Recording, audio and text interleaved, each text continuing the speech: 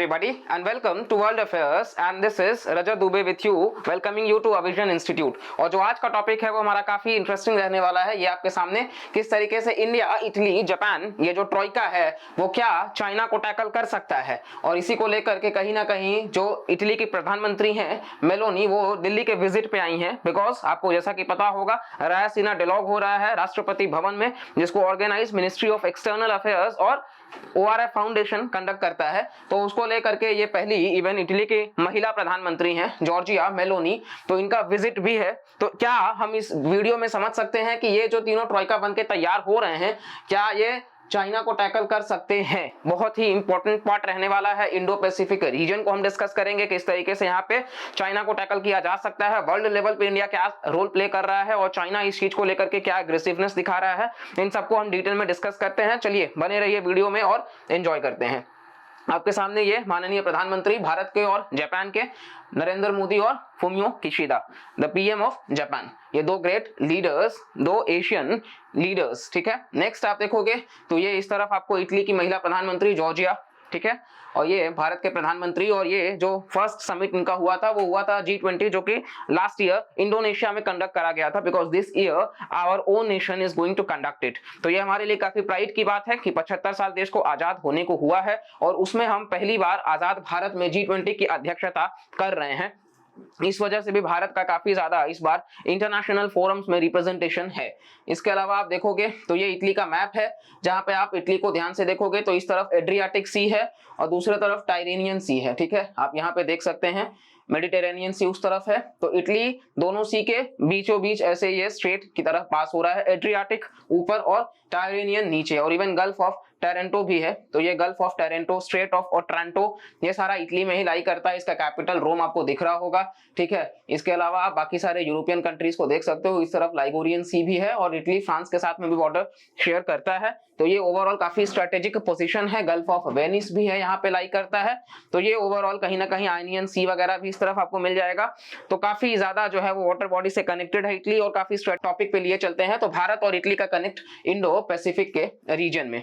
और पिछले कुछ सालों से आपको हम बता दें तो कहीं ना कहीं इंप्रेसिव ग्रोथ देखने को मिला है इटली का एंगेजमेंट इंडो पैसिफिक वाले रीजन में, और ना सिर्फ इकोनॉमिक प्रेजेंस के तौर पे, ठीक है, आर्थिक प्रेजेंस के तौर पे ही सिर्फ नहीं, लेकिन कहीं ना कहीं पॉलिटिकल अटेंशन भी बढ़ा है। इसके अलावा ये जो ट्रांजिशन है न्यू दिल्ली का वो कहीं ना कहीं इंक्लूसिव माना गया है इंडो पैसिफिक के रीजन से। साथ साथ में कहीं ना कहीं कोऑपरेट करने की बात हुई है कि ये म्यूचुअल प्रॉस्पेरिटी और सिक्योरिटी की बात को रख सके। आपको बता दिया जाए कि इटली जो है वो भारत के लिए काफी एक महत्वपूर्ण पार्टनर भी है। हम 4th लार्जेस्ट ट्रेडिंग पार्टनर हैं यूरोपियन यूनियन में अगर देखा जाए तो इटली के साथ में, और 12th लार्जेस्ट FDI कंपोनेंट जो है वो इटली से ही आता है। इसके अलावा अभी हम काफी ज्यादा इस वीडियो में देखेंगे कि इटली का कितना इंपॉर्टेंस है भारत के लिए भी।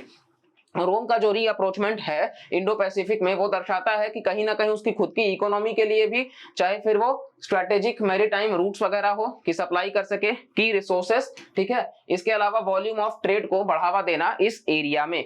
साथ साथ आप देखोगे तो यूरोप का ये सेकंड बिगेस्ट इंडस्ट्रियल पावर है और यूरोजोन का 3rd लार्जेस्ट इकोनॉमी है जीडीपी के पॉइंट ऑफ व्यू से। मतलब सेकंड बिगेस्ट इंडस्ट्रियल और 3rd लार्जेस्ट इकोनॉमी जीडीपी के पर्सपेक्टिव से। इटली जो है वो कहीं ना कहीं मेजर ट्रेडिंग पार्टनर है भारत का इंडो पैसिफिक के रीजन में। और यूरोपियन यूनियन में देखा जाए तो रोम जो है वो एक रिलायबल और स्ट्रॉन्ग इकोनॉमिक पार्टनर है एक बढ़ते आबादी और बढ़ते इकोनॉमी वाले देश भारत जैसे के लिए।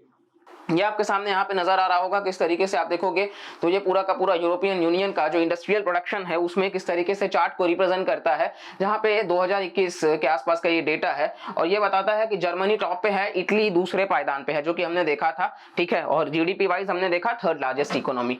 नेक्स्ट आपको हम लिए चलते हैं कि स्ट्राइज किस तरीके से, जो टाइज हैं, दोस्ती है, वो किस तरीके से स्ट्रेंथन हो रही हैं।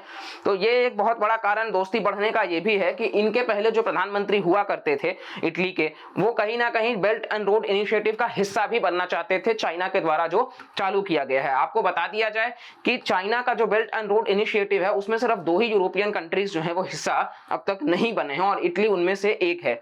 तो उस प्रधानमंत्री का तो ये नेतृत्व था कि शायद हम BRI को साइन कर लेते हैं, लेकिन जब से यहाँ पे आप देखोगे कि जॉर्जिया मेलानी साहब आई हैं, तब से कहीं ना कहीं इन्होंने इन चीजों को बदला है और इनका जो रुख है चाइना को लेकर के वो काफी क्लियर है। कोविड आने के वजह से भी काफी चीजें मुश्किल हो गई चाइना के लिए, इनकी सोच भी बदल चुकी है और साथ साथ में इनको पता है कि चाइना का जो चेक बुक डिप्लोमेसी है, जो वो कहीं ना कहीं पैसा को पानी की तरह बहा करके उस देश को हड़पने का जो उसका रणनीति है, उसको ये बहुत अच्छे से जानती हैं। तो इस तरीके से यहाँ पे चाइना जो है वो एक कंसर्न है, जैसा कि इटली के नए लीडर यानी कि जॉर्जिया मेलानी का मानना है। और अगर चाइना एक कंसर्न है दोनों देशों के लिए, इंडिया हो या इटली हो, तो वो दोस्ती का एक कारण तो बनना तय है। इसके अलावा आप देखोगे तो इटालियन मिनिस्टर ऑफ स्टेट जो है फॉरेन अफेयर्स के, वो भारत दौरे पर, एरो इंडिया का समिट हुआ था बेंगलुरु में 2023 का, तो इटालियन जो मिनिस्टर थे वो अब भारत दौरे पे आए थे और उन्होंने Indian defence minister Rajnath Singh से भेंट करा। इसके अलावा आप देखोगे तो कहीं ना कहीं रोम ने इंटरेस्ट भी दिखाया कि वो स्ट्रेटेजिक पार्टनरशिप बिल्टअप करे। और इसके अलावा आप देखोगे तो एक एग्रीमेंट भी साइन हुआ था सिमिलरली जापान की PM फुमियो किशिदा के साथ में, यानी कि भारत और जापान और इटली के रिश्तों में बढ़ोतरी आपको देखने को मिलेगी। ये इटालियन और जापानीज लीडर्स जो हैं वो अग्री कर चुके हैं कि स्ट्रेटेजिक पार्टनरशिप को बनाना है, और ये आपके सामने रियूटर्स का कटआउट। नेक्स्ट आप देखोगे तो कहीं ना कहीं रिपोर्ट्स ये भी बताते हैं कि इटालियन नेवल मिशन जो है वो इंडो पैसिफिक में एक है, जो कि ये अनाउंसमेंट तब हुआ जब मेलोनी दिल्ली आने वाली थी उसके ठीक पहले, यानी कि ये काफी बड़ा एक इंपैक्ट भी डालेगा। सीरियसनेस भी दर्शाता है कि किस तरीके से इटली का व्यू है स्ट्रेटेजिक इंपॉर्टेंस को लेकर के इस पूरे रीजन में इंडो पैसिफिक के। भारत की जो सरकार है वो कहीं ना कहीं इटालियन एरोस्पेस फर्म जिसका नाम है लियोनार्डो, उसको वो डिफेंस मार्केट में वापस लाना चाहते हैं, और साथ साथ में जो कंट्रीब्यूशन है शिप बिल्डिंग कंपनी का फिनसन टियरी का, कि वो कंस्ट्रक्ट कर सके भारत का, उन्होंने ही पहला इंडिजिनस एयरक्राफ्ट जो है करियर INS विक्रांत उसको बनाया था। तो ये दर्शाता है कि दोनों ही देशों का कितना गहरा दोस्ती है। तो इस वजह से कहीं ना कहीं हम वापस से डिफेंस में कोलैबोरेशन करने की बात कर रहे हैं। तो ना सिर्फ पॉलिटिकल इकोनॉमिक, लेकिन डिफेंस में भी इंडिया और इटली साथ मिलकर के काम कर रहे हैं। इसके अलावा आप देखोगे तो यहाँ पर आर्टिकल जो है वो कटआउट आपको दिख रहा होगा कि रोम ने किस तरीके से स्टेप अप किया है इंडो पैसिफिक एंगेजमेंट में बाय सेंडिंग पेट्रोल वेसल। और ये कहीं ना कहीं आपको इंडो पैसिफिक के रीजन में ये ध्यान देखने को मिल रहा होगा कि किस तरीके से चीजें जो है वो काफी अभी गंभीर हो चुकी हैं बिकॉज ऑफ चाइना।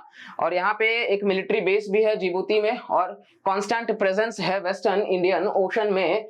और EU का जो एंटी पायरेसी इनिशिएटिव है ऑपरेशन एटलांटा, तो वहां पे ऑपरेशन एटलांटा में क्या होता है कि जो इटालियन नेवी है वो एक नेचुरल पार्टनर बन जाती है इंडियन नेवी का। ठीक है, ऑपरेशन एटलांटा, यहाँ इटालियन और इंडियन नेवी दोनों कहीं ना कहीं एक दूसरे के दोस्त बन जाते हैं। और इटली आपको बता दें कि G7 का एक सदस्य भी है, भारत वहां नहीं है लेकिन इटली है। और अपॉइंटमेंट जब नेवल ऑब्जर्वर का हुआ इंफॉर्मेशन फ्यूजन सेंटर में, तो ये कहीं ना कहीं इंटरकनेक्टिविटी बढ़ाने की बात करता है दोनों ही आर्म्ड फोर्सेस में। रोम का जो अपकमिंग नेवल मिशन है इंडो पैसिफिक में, वो आपको दर्शाएगा कि किस तरीके से ये एक अपॉर्चुनिटी हो सकता है, और ये माना गया है इंडो पैसिफिक के कॉन्सेप्ट को लेकर के। ठीक है, तो ये पूरा का पूरा पॉइंट्स हमने देखा। और यहाँ पे आप देख सकते हो कि थोड़ा सा कहीं ना कहीं दोनों देशों के बीच में जाहिर सी बात है अगर मिठास है तो कुछ खटास भी होगा। और वो एक खटास ये था कि इटालियन मरीन केस में कहीं ना कहीं 2 फिशरमैन जो हैं वो मारे गए थे 2012 में, और ये आपके सामने आर्टिकल जो है वो दर्शा रहा है। ठीक है, नेक्स्ट आप देखोगे तो ये यही प्रधानमंत्री थे जिन्होंने हमने बताया कि BRI का हिस्सा बनना चाहते थे। तो ऑल्दो 2018 वर्ष जो था वहां पे 70 साल डिप्लोमेसी के हिसाब से इंडिया और इटली के रिश्तों को पूरा हो चुका था, लेकिन उस 70 साल में पहली बार इटली के प्रधानमंत्री कोई जो भारत दौरे पे आए वो गेंटिलोनी थे, जो कि कहीं ना कहीं अपने आप में दर्शाता है कि किस तरीके से रिश्ते जो है वो सुधारने के पक्ष में आगे से चल रहे थे। ठीक है, नेक्स्ट आप देखोगे एडवांटेज ट्रॉइका। अब ट्रॉइका मतलब क्या, कहीं ना कहीं ये जो तीनों मुल्क हैं इंडिया, जापान और इटली, तो इनका एडवांटेज की बात कर लेते हैं। इस मोमेंटम को आगे लेकर के चलें तो भारत और इटली जो है वो अपने पार्टनरशिप को बढ़ाने की बात कर रहे हैं ताकि वो अलग अलग हिस्सों में कोऑपरेट कर सकें इंडो पैसिफिक में। और इसके अलावा उनका जो प्रेजेंस है प्लूरीलैटरल इनिशिएटिव्स में कहां पे अभी हम देखेंगे, जैसे कि हो सकता है कि वो कोऑपरेट करे अलग अलग प्रोजेक्ट्स में म्यूचुअल बेनिफिट के लिए। वो कौन कौन सा प्रोजेक्ट्स होगा, जैसे कि कंट्रीब्यूट कर सके इटली मैरीटाइम सिक्योरिटी में और एनर्जी ट्रांजिशन में, ताकि रीस्ट्रक्चर किया जा सके सप्लाई चेन्स का, जैसे कि टेक्नोलॉजिकल और इकोनॉमिक डेवलपमेंट, और इसके अलावा कहीं ना कहीं मतलब इंडो पैसिफिक ओशंस इनिशिएटिव का हिस्सा है, IORA का हिस्सा है, दोनों ही मुल्क इंडियन ओशन रिम एसोसिएशन का, और जहां इंडिया एक लीडिंग प्रोमोटर भी है, और सागर जो पॉलिसी है हमारी security and growth for all in the region, इसके तहत भी हम चीजों को आगे लेकर के चल रहे हैं। तो ये कुछ पॉलिसी है जो कि नेवल फोर्सेस को लेकर के है। यहाँ पे एक आर्टिकल जो आपको दर्शा रहा है कि जॉइंट स्टेटमेंट भी हुआ है इटली और इंडिया को लेकर के कि strategic partnership in energy transition, even international solar alliance जिसका हेडक्वार्टर्स आपको भारत के गुरुग्राम में मिल जाएगा, वहां पे इटली जो है वो एक सदस्य भी है इसका। इसके अलावा आप देखोगे तो डिफेंस की ही बात हम कर रहे थे, आर्मी के जो चीफ हैं भारत के जनरल MM नरवणे, 2021 का वैसे ये है, वहां पे वो भारत से मतलब यूके और इटली के दौरे पर भी गए थे, जो कि दर्शाता है कि किस तरीके से हमारा यूरोप के साथ में रिश्ता सुधर रहा है। फ्री ट्रेड एग्रीमेंट की हम बात कर रहे हैं, साइन होगा तो कहीं ना कहीं बहुत बेनिफिट इटली को भी होगा, बहुत बेनिफिट हमारा यूरोपियन कंट्रीज के साथ में भी होगा। नेक्स्ट आप देखोगे तो इंडिया और इटली और जापान जो है वो कहीं ना कहीं 2021 में ये मतलब चालू हुआ, और टेक्नोलॉजिकल और कमर्शियल पार्टनरशिप की बात कर लें, साथ साथ में कहीं ना कहीं कलेक्टिव सिक्योरिटी होना चाहिए इस रीजन में। इटली और जापान दोनों हाई टेक कंट्रीज हैं, और भारत के पास में क्या है कि पॉपुलेशन है, इस वजह से आपको पता होगा भारत में वास्ट मार्केट है, बहुत ही बड़ी मार्केट है, और इतनी आबादी है कि चीजों की जरूरत है कि ज्यादा से ज्यादा कहीं ना कहीं, जैसे चाइना ने जो एग्रेसिव पॉलिसीज अपना करके चाइना ने जो जगह अपना बना लिया है भारत में, उसको रिप्लेस करने का काम इटली और जापान हमारे लिए कर सकता है, और ये कहीं ना कहीं एक अपॉर्चुनिटी के लिए भी ले सकते हैं, और भारत खुद भी उनसे टेक्नोलॉजी जो है वो सीख सकता है। इसके अलावा आप देखोगे तो ये एक नेचुरल मीटिंग पॉइंट भी हो जाता है भारत के विजन का इंडो पैसिफिक और इटली वाले रीजन में, मेडिटेरेनियन के रीजन में। इसके अलावा आप देखोगे तो एक परमानेंट चैनल भी बन जाता है बिटवीन यूरोप और एशिया, जो कि मैरीटाइम कनेक्शन देता है इंडो पैसिफिक के रीजन में। ये आपके सामने कटआउट जो है वो बता रहा है कि कोचिन शिपयार्ड जो भारत का है उसने साइन किया एक MOU, हमने अभी रिसेंटली पढ़ा कि ये फिनकैन टियरी जो कि बहुत ही बड़ा वर्ल्ड का लीडिंग शिप मतलब प्रोड्यूसिंग कंपनी में से एक है, तो उसके साथ हमने एक MOU साइन किया है।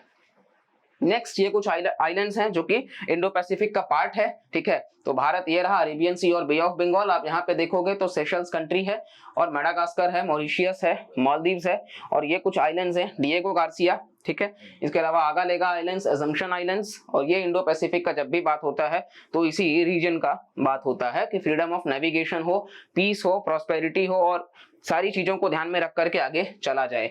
और नेक्स्ट कहीं ना कहीं अभी क्योंकि हम जैसा कि आपको बताएं PM का जो मेलोनी का विजिट हुआ है वो अपने आप में दर्शाता है कि एक प्रोग्रेसिव फ्यूचर है भारत और इटली के रिश्तों को ध्यान में रख करके। तो कहीं ना कहीं इस पूरे वीडियो से हम ये समराइज कर सकते हैं कि इस वक्त इटली, जापान और भारत जो है वो मिलकर के ये कोशिश कर रहे हैं कि ये तीनों एक विजन के साथ में और एक मिशन पे काम कर सके, और वो कहीं ना कहीं इंडो पैसिफिक के रीजन में शांति हो सके, फ्रीडम ऑफ नेविगेशन हो सके, किसी एक कंट्री जैसे चाइना जैसी मुल्क का दबदबा ना हो सके। और ओवरऑल आपको बता दें कि भारत का इस वक्त रिश्ता काफी सुधर रहा है इटली के साथ में, और ये एक प्रोग्रेसिव है, ये कहीं ना कहीं एक पॉजिटिव है। G20 की अध्यक्षता भारत इस बार कर रहा है, तो आतंकवाद को लेकर के भी हमारा विचारधारा सेम है, बाकी कई स्टांस पे हम सिमिलर सोच रखते हैं।